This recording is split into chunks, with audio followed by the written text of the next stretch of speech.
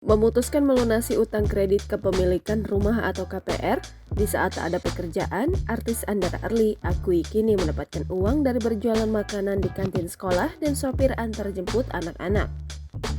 Melunasi utang KPR di saat Andara Early dan suami sama-sama sedang tidak ada pekerjaan dan hanya bergantung pada uang di tabungan, membuat mereka harus berpikir keras untuk mendapat sumber penghasilan lain.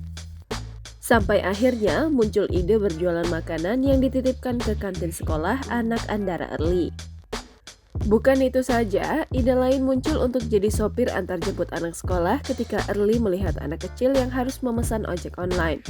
Artis dan presenter itu tak mempersoalkan pandangan orang terhadap dirinya sebagai artis yang kini alih profesi berjualan makanan dan jadi sopir antar jemput. Andara Early dan suami diketahui memutuskan keluar dari pekerjaan kantoran di masa pandemi COVID-19.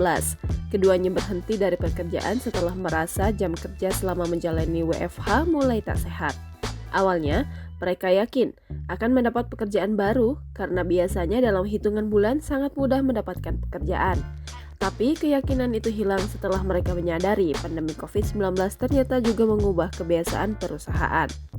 Tak adanya pekerjaan membuat mereka terpaksa menggunakan uang tabungan untuk membayar tagihan dan kebutuhan rumah. Besarnya nominal utang KPR yang harus dibayar tiap bulan dan belum adanya pekerjaan membuat Early dan suami khawatir uang tabungan mereka akan habis sebelum KPR dilunasi. Terlebih, utang KPR masih tersisa 12 tahun dari total 20 tahun.